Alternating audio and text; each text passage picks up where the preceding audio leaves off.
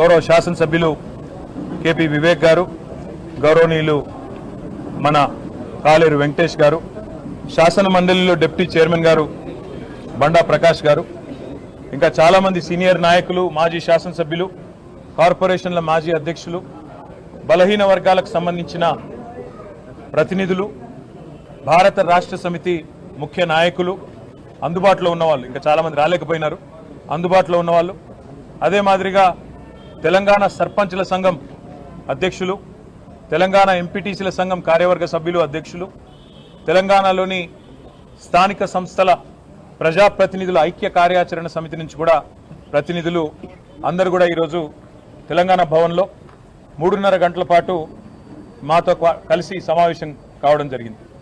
ప్రధానంగా ఇందులో ఈరోజు కాంగ్రెస్ పార్టీ రాష్ట్రంలోని బలహీన వర్గాలకు చేస్తున్న మోసం, నవంబర్ 10, 2023 నాడు కామారెడ్డి పట్టణంలో బీసీ డిక్లరేషన్ పేరిట బలహీన వర్గాలను మోసం చేసిన వైనం గురించి చాలా విస్తృతంగా ఈరోజు చర్చించడం జరిగింది.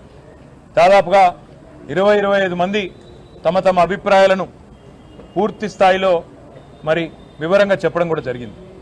ప్రధానంగా ఈరోజు ఈ సమావేశంలో అనుకున్నది ఏంటి అంటే, భారత రాష్ట్ర సమితి తరపున పెద్దలు తెలంగాణ తొలి ముఖ్యమంత్రి కేసీఆర్ గారి ఆదేశం మేరకు మేము కాంగ్రెస్ ప్రభుత్వాన్ని డిమాండ్ చేస్తూ ఉన్నాం.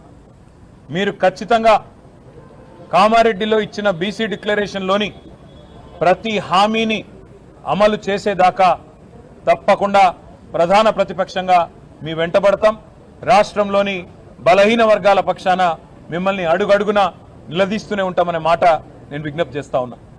ఇందులో ప్రధానమైనది ఇవాళ రాజ్యాధికారంలో ముఖ్యంగా స్థానిక సంస్థల్లో వాటా పెంచుతామని చెప్పిన మాట, 42% రిజర్వేషన్లు అమలు చేస్తామనే మాట ఏదైతే కాంగ్రెస్ పార్టీ చెప్పిందో, కాంగ్రెస్ పార్టీని మేము ఈరోజు డిమాండ్ చేసేది ఏమంటే, సమగ్ర కులగణన వెంటనే స్టార్ట్ చేయండి, మాటలకే పరిమితం కాకండి. సమగ్ర కులగణన వెంటనే ప్రారంభించి మరి 42% రిజర్వేషన్ల అమలును కూడా చట్టబద్ధం చేయాలని, నవంబర్ 10 లోపల ఈ ప్రక్రియ పూర్తి చేయాలని చెప్పి మేము డిమాండ్ చేస్తూ ఉన్నాం. ఎందుకంటే మాట ఇచ్చి సరిగ్గా నవంబర్ 10కి సంవత్సరం నిండుతుంది కాబట్టి నవంబర్ 10 లోపల ఈ కార్యక్రమాన్ని పూర్తి చేయాలని, ఒకవేళ మీరు చేయని పక్షంలో తప్పకుండా బలహీన వర్గాల బిడ్డల తరపున భారత రాష్ట్ర సమితి మరి పెద్దలు కేసీఆర్ గారితో కూర్చొని మేమందరం కూడా చర్చించి తప్పకుండా ఏ రకంగా ముందుకు పోవాలి, మరి కాంగ్రెస్ కనుక మాట తప్పితే అనే విషయాన్ని కూడా ఆలోచించి ప్రకటిస్తామని చెప్పి కూడా తెలియజేస్తా ఉన్నాం. దాంతోపాటు కాంగ్రెస్ పార్టీ ఆనాడు ఇచ్చిన మాట, 1,00,000 కోట్ల బడ్జెట్ పెడతాం బీసీలకు అని చెప్పిన మాట మొదటి సంవత్సరంలో తప్పారు. కేవలం 8,000 కోట్లకు మాత్రమే పరిమితమైనారు. మేము ఈరోజు డిమాండ్ చేస్తూ ఉన్నాం, మరి రాబోయే ఫిబ్రవరి మార్చిలో పెట్టే బడ్జెట్లో 25 నుంచి 30,000కు తగ్గకుండా బలహీన వర్గాలకు బడ్జెట్ పెట్టాలి. బీసీ సబ్ ప్లాన్ కూడా మీరే మాట ఇచ్చారు. ఎట్లా అయితే ఎస్సీ సబ్ ప్లాన్ ఉన్నదో అట్లాగే బీసీ సబ్ ప్లాన్ కూడా పెడతామన్నారు. తప్పకుండా బీసీ సబ్ ప్లాన్ కూడా పెట్టాలి. అవసరమైతే అక్టోబర్ నవంబర్ సెషన్లో పెట్టాలి, లేదంటే వచ్చే బడ్జెట్ సెషన్లో పెట్టి 25 నుంచి 30,000 కోట్లకు బడ్జెట్ తగ్గకుండా పెట్టాలని చెప్పి కూడా మేము డిమాండ్ చేస్తూ ఉన్నాం. దాంతోపాటు పెద్దలు మన్సూనాచారి గారి నేతృత్వంలో ఒక బృందం, సీనియర్ నాయకుల బృందం ఒకటి తమిళనాడులో ఏ రకంగా మరి 68-69% రిజర్వేషన్ అక్కడ అమలవుతా ఉన్నది అధ్యయనం చేసి ఈ ప్రభుత్వానికి ఇక్కడ అవసరమైతే కొన్ని సూచనలు చేయడానికి కూడా వెళ్ళాలని చెప్పి కూడా ఒక నిర్ణయం తీసుకున్నాం. దాంతోపాటు బీసీ డిక్లరేషన్లో భాగంగా ఈ కాంగ్రెస్ పార్టీ ఇచ్చిన మరొక మాట, ఎంబీసీలకు కూడా ఒక మంత్రిత్వ శాఖ ఏర్పాటు చేస్తాం, మోస్ట్ బ్యాక్వర్డ్ క్లాసెస్ అని చెప్పారు. కానీ ఇప్పుడు రాష్ట్రంలో ఉన్న 12 మంది, ముఖ్యమంత్రితో కలిపితే ఉన్న 12 మంది మంత్రివర్గ సభ్యుల్లో కేవలం 2 మాత్రమే బీసీ మంత్రులు ఉన్నారు. అందుకే రాష్ట్ర ప్రభుత్వాన్ని డిమాండ్ చేసేది, రాబోయే 6 మంత్రులు ఏవైతే ఇంకా మీరు ఏర్పాటు చేయాలో, 6 మంత్రులు ఎవరైతే మీరు నింపాలో అందులో తప్పకుండా ఎంబీసీలకు కూడా మీరు ఇచ్చిన మాట ప్రకారం మంత్రిత్వ శాఖ ఏర్పాటు చేయండి. ఎంబీసీలకు కూడా మీరిచ్చిన మాట ప్రకారమే మంత్రిత్వ శాఖ కేటాయించాలని చెప్పి కూడా మేము డిమాండ్ చేస్తూ ఉన్నాం. దాంతోపాటు ఈ రాష్ట్రంలోని బలహీన వర్గాల సమస్యలు కూడా విస్తృతంగా మేము చర్చించడం జరిగింది. ఇప్పటికి 22 మంది నేతన్నలు కాంగ్రెస్ ప్రభుత్వం వచ్చిన తర్వాత ఆత్మహత్యలు చేసుకున్నారు. చాలా ఇబ్బందుల్లో ఈరోజు నేతన్నకు చేయూత, చేనేత మిత్ర, అదేవిధంగా బతుకమ్మ చీర, క్రిస్మస్, అదేవిధంగా రంజాన్ మరియు కేసీఆర్ కిట్లలో పెట్టే చీరలన్నీ కూడా గతంలో రాష్ట్రంలోని నేతన్నలకే మా ప్రభుత్వం ఇచ్చేది. ఇవాళ ఆ కార్యక్రమాలన్నింటినీ కూడా ఈ ప్రభుత్వం రద్దు చేసింది. అందువల్ల నేతన్నలు సంక్షోభంలో ఉన్నారు. వారిని వెంటనే ఆదుకోవాలని చెప్పి మేము డిమాండ్ చేస్తా ఉన్నాం. అదేవిధంగా చేపపిల్లల పంపిణీని గతంలో కేసీఆర్ గారి నాయకత్వంలో రాష్ట్రంలోని మత్స్యకారుల కోసం, గంగపుత్రులు కావచ్చు, ముదిరాజులు కావచ్చు, వారి కోసం 30,000 కోట్ల రూపాయల మత్స్య సంపద సృష్టించిన ఘనత కేసీఆర్ గారిది. ఉచితంగా చేపపిల్లల పంపిణీ కార్యక్రమాన్ని చేపట్టి ఇవాళ చేపపిల్లల పంపిణీని కూడా ఈ ప్రభుత్వం చేయలేకపోతున్నది, ఆపేసింది. రాష్ట్రంలోని మత్స్యకారుల పొట్టగొడుతున్నది. గురుకుల పాఠశాలలు 1000 గురుకుల పాఠశాలలు, అందులో బీసీలకు సింహభాగం, ఎస్సీ ఎస్టీ మైనారిటీలకు గురుకుల పాఠశాలలు పెట్టి మేము వారిని కడుపు నిండా భోజనం పెట్టి విదేశీ విద్య లాంటి పథకాలు, మహాత్మా జ్యోతిబా పూలే విదేశీ విద్య లాంటి పథకాలు కూడా తెస్తే ఈ ప్రభుత్వం గురుకుల పాఠశాలల్లో కనీసం సరైన భోజనం కూడా పెట్టని ఒక దురవస్థలోకి, పురుగులన్నం పెట్టే పరిస్థితికి తీసుకొచ్చిన వైనాన్ని కూడా సమావేశంలో చర్చించినాం.